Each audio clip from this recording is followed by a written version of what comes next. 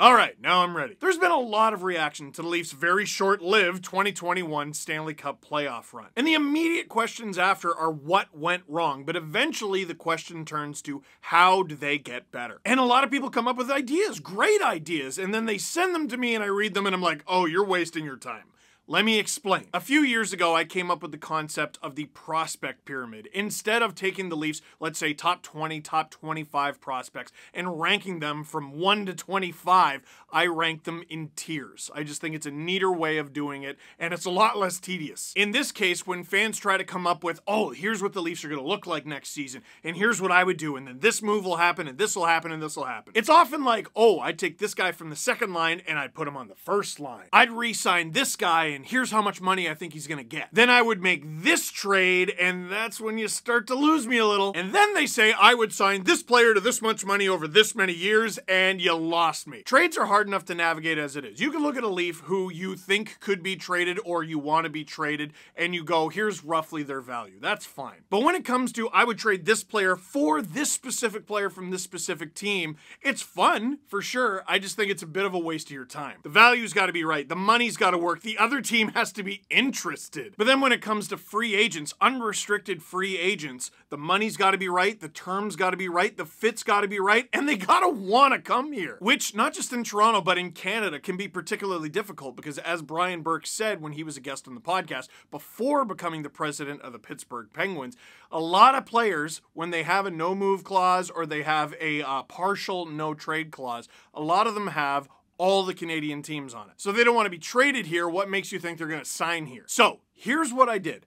I tried to make a Toronto Maple Leafs roster for next season, the 2021-2022 season, using only players the Leafs currently have under contract right now. Pending unrestricted free agents do not count and do not make the team. That means no Zach Hyman, no Zach Bogosian, no Jason Spezza, no Joe Thornton, no Wayne Simmons. Restricted free agents, because the Leafs still have some control, I'm counting. So that means a guy like Travis Dermott is going to make this team. So I tried to come up with a cap hit. You got to use your imagination a little bit. Another thing people get caught up in is, oh, this rookie's going to make it, or this rookie, or this rookie. So for next year's team, on top of unrestricted free agents not being eligible, players with 0 NHL games experience do not count. Unless they're over 25 years old, because then you're not worried so much about development. They are basically pre-packaged players. And what about the expansion draft? Oh, we'll get to the expansion draft. So, without further delay, here is what the 2021-2022 Toronto Maple Leafs would look like if it was only made up of players that they have signed to next year. I have the top line as Alexander Kerfoot, first line left wing, Austin Matthews, number 1 center, and Mitch Marner, number 1 right wing. Now this actually isn't a bad start on account of the Leafs actually tried this and it didn't look half bad. Mitch Marner, top 5 in NHL scoring, Austin Matthews, top 5 in NHL scoring, and won the Rocket Richard, and Alexander Kerfoot had an amazing playoff. Oh, I'm so bitter. But on top of that, he's fast, he's a decent playmaker, he can play on your second power play unit, maybe even your first in a pinch, and he can play on the penalty kill, he can play the wing, he can play center, he's a valuable guy. What does the second line look like? Second line left wing is Ilya Mikheyev. Second line center is John Tavares. And second line right wing is William Nylander. Again, considering the rules that I've put on this, that's not half bad. That is another example of a line that the Leafs have put together on purpose. Mikheyev, extremely fast, very effective penalty killer, no finishing power whatsoever. Hopefully he works on that. John Tavares is John Tavares, the little thing king. I'm sure I don't need to tell you anymore about the captain, and William Nylander is coming off his second consecutive really, really strong season where he's proven that he is at least worth his contract. Not to mention a 5-goal playoff. I'm so bitter. 5 goals out of Willie in 7 games and never mind. Anyway. The third line is where things get tough. Third line left wing, Pierre Engvall. And again, this is just my opinion because he can play center too. Third line center, Adam Brooks. And third line right winger, Joey Anderson. So that's tough. You get Pierre Engvall, he can be a penalty killer, he can play center, he can play wing, but he wasn't an absolutely everyday player and was even a healthy scratch during these Stanley Cup playoffs. Adam Brooks, while impressing in streaks, was even less of an everyday player than Engvall, and Joey Anderson played like 2 games? Put it this way, if you have to look it up, he didn't play very much. What these 3 players all have in common is I think there's a really outside chance, and I mean outside chance, but it's still possible they could be claimed by Seattle in the expansion draft. For Engvall, with the $1.25 million cap hit, I think it would require some sort of trade. It's very unlikely. Adam Brooks? He's got some value, he's an interesting player, and Joey Anderson is actually signed to 2 more years and has a decent amount of NHL experience, even though he didn't play in the NHL last season. The 4th line is going deep. 4th line left wing, I have Nick Robertson. 4th line center, I have Kirill Semyonov, who right now you're going, who is that? I've never heard of that person in my entire life. And right wing on the 4th line, I have as Denis Malgin. Nick Robertson is tough. He's played so little in the NHL, and he had a really disrupted season due to injuries, but he was looking to be a decent part of last year's Toronto Maple Leafs team. Robertson being a regular on this past season's team was definitely a possibility. For next year, I think it's at least 50-50. Kirill Semyonov is one of those guys who has 0 NHL experience, but he's over 25. He was a recent KHL signing for the Toronto Maple Leafs. He plays center, and he's from Avangard Omsk of the KHL. They just won the Gagarin Cup. They're champions. He was a former teammate of Ilya Mikheyev as well back in the KHL, and I would have made a video about this, but I was gearing up for what I thought was going to be a very deep playoff run. Sorry. And Denis Malgin I have as the 4th line right wing. He can also play center. I could easily see him as the 4th line center. It should be noted that he is a restricted free agent. He's an RFA. He could have played games in the NHL this year. I think he would have been good enough to at least get a look on the 4th line, but he was in Switzerland. I think the Leafs like him enough that they'll at least try to bring him back. Then, for funsies, I put together a 5th line of spares. 5th line left wing, we have Nick Petan. He played in the NHL this past season and had a few highlights as well. And 5th line center, I have as SDA, Semyonov Ergachintsev, played a little bit in the KHL and came over to the AHL and played with the Marlies. I did originally have Pontus Holmberg as the Leafs' 5th line right wing. He's a late round pick of the Leafs from a few years ago. He's garnered some respect and fanfare recently, but not over 25, so he doesn't count. But we don't need a full 5th line. It's usually 2 spares at forward anyway, and we got them with Petan and SDA. Now, let's look at the forward group as a whole, and we're gonna look at them as a whole by creating a whole. Maybe a little closer to the Seattle expansion draft, I'll do a video about what I think the Leafs are gonna do or should do heading into that expansion draft. But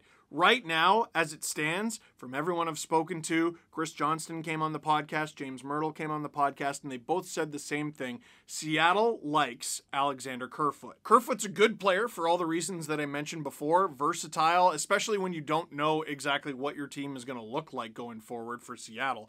And he's got a $14 million deal, but the Leafs have already paid 8 of it. There's value in that player. There's no guarantee he gets taken by Seattle, but I'm going to take him off next year's roster because I'm going to assume Seattle takes him. Which means your lines are now Ilya Mikheyev, Austin Matthews, Mitch Marner, Pierre Engvall, John Tavares, William Nylander, Nick Robertson, Adam Brooks, Joey Anderson, and Nick Petan, Kirill Semyonov, and Denis Malgin. Ooh, that left side is tough. Now you can flip these lines around however you want. Because Nick Robertson and Nick Petan are a little bit more offensively minded, you could put them in the top 6 and then have Mikheyev and Engvall, who are more defensive, in the bottom 6. Engvall on the 4th line is not outrageous. Mikheyev on the 3rd line is not outrageous.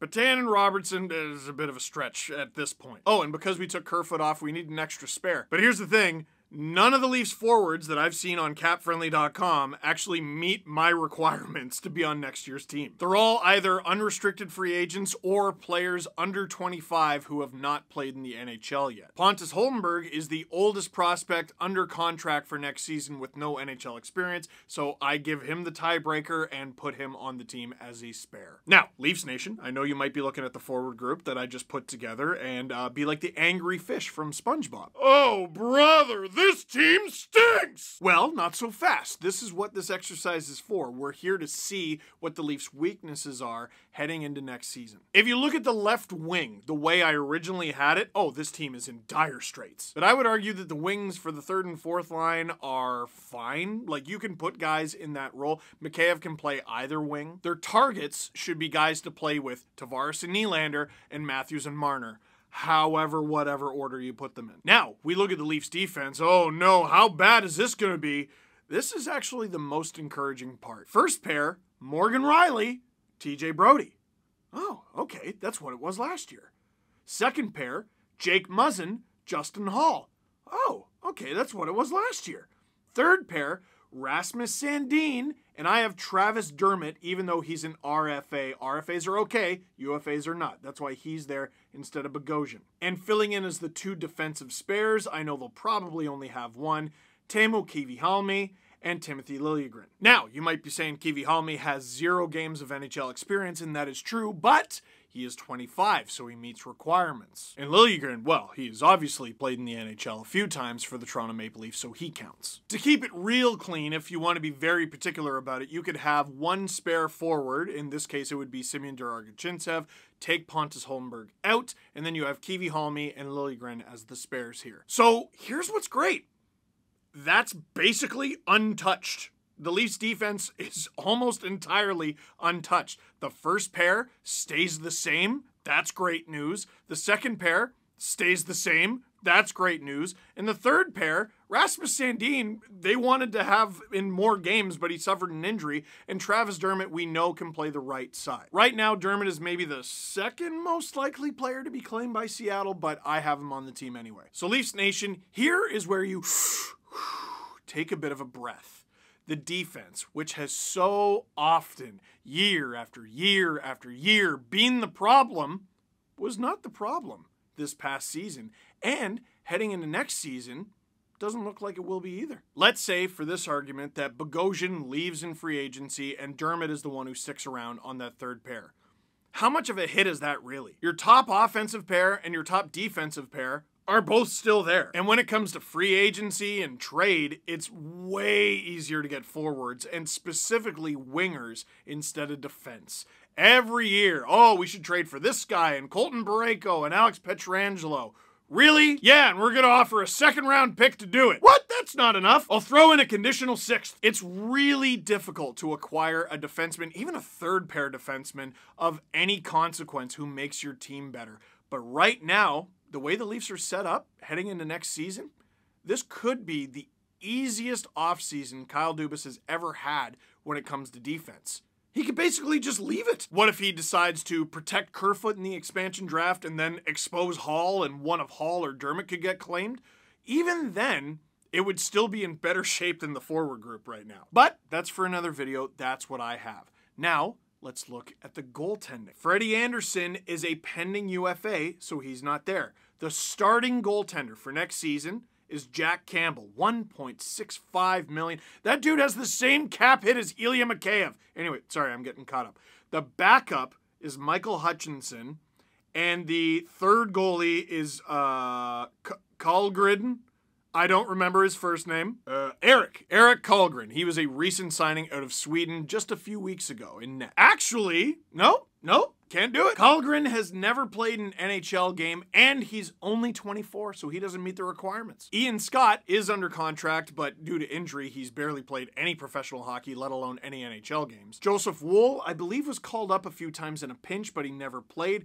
Veini Vehviläinen, who is a restricted free agent, has played in the NHL. So we're going to make the third goalie Veini Vehviläinen. You might remember that the Leafs acquired him straight up from Mikko Lehtinen from the Columbus Blue Jackets, who they love trading with for some reason. So, once again, I'm going to say that's pretty good. You might be yelling at the screen right now, Steve, what are you talking about? Michael Hutchinson is our backup. That's terrible. But keep in mind the strict and unrealistic parameters I've put on this exercise. The Leafs still, despite all that, have 3 guys who played in the NHL this past season. Jack Campbell, who broke an NHL record, Michael Hutchinson, who shut out the Oilers, and Veini Vehviläinen, who did play in the NHL with the Blue Jackets. Do the Leafs make Campbell a backup again? Well, that could be pretty expensive. Do they make him a tandem goalie? Okay, that's much cheaper.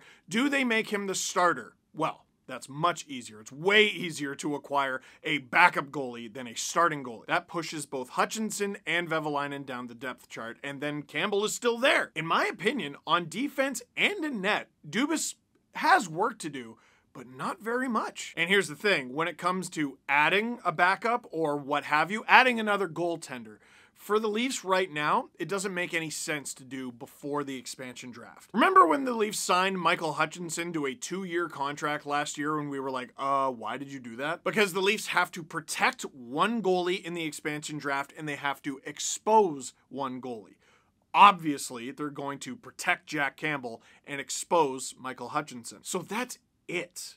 With that little team that I put together, the only work the Leafs actually have to do is re-sign their 3 restricted free agents, Nick Petan, Dennis Mulligan, and Travis Dermott. None of them are going to be very expensive. I gave Nick Petan and Dennis Mulligan $850,000 each because, I don't know, I guessed. And Travis Dermott, I gave 1.5.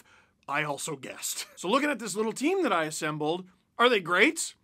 No. Do they finish last? I don't think so. They still have a top 6 that includes Austin Matthews, Mitch Marner, John Tavares, and William Nylander. Their defense is almost completely untouched, and in net, they still have Jack Campbell. Do they make the playoffs? I don't know, but there were worse teams in the NHL this past season, I can tell you that. Buffalo Sabres looking like, wow, you have Adam Brooks? What do you need in net?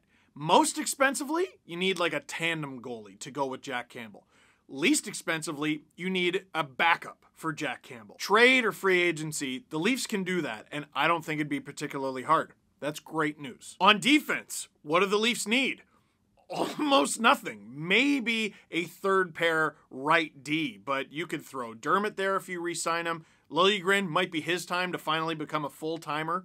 It's really nice. Worst case scenario, you go into next season with your top 4 still intact, Rasmus Sandin still in there on the third pair, maybe even top power play unit still, and then you see if you can fill that third pair slot on the right side internally, and if it doesn't work out, then you try a mid-season trade. Up front, yeah, it's going to be a little bit more difficult. But there is some good news. In terms of the cap, this team that I put together, assuming Alexander Kerfoot is taken by the Seattle Kraken, only costs $72 million. That gives the Leafs almost $10 million in cap space to play with. So let's say they sign a third-line center or a first-line left winger or something to $3 million. And in doing that, they take out a player who's making $750,000. Well, they're really only adding $2.25 mil to the cap. In fact, if Jason Spezza agreed to come back at league minimum again, he'd be making less than Semyonov or Semyon Turargachintsev. So seeing what the Leafs already have up front, what do they need?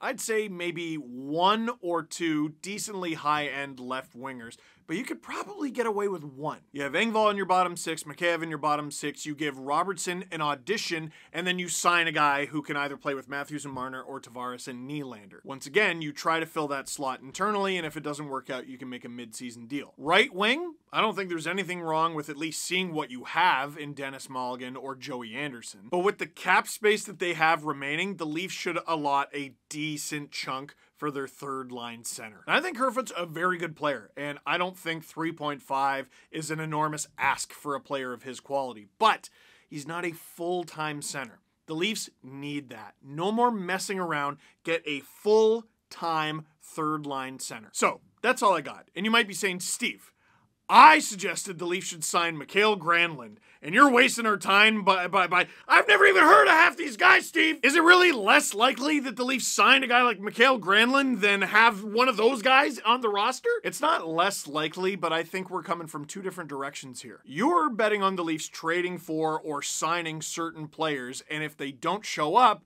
then you're going to be disappointed. I am looking at what the Leafs could be, and if they improve upon that, I will be happy about it. And at this point, I think you can forgive me for at least trying to be happy about the Toronto Maple Leafs. As you can see, it does take some effort. So, I know kind of a weird video, but leave a comment in the comment box down below. How do you feel about this team now? Do you feel better after this little exercise? Do you feel worse? What should the Leafs' top priorities be? Let me know. But for now, that is it for this one. Thank you very much for watching. Click like if you like this video. Click subscribe if you really liked it. Tell all your friends.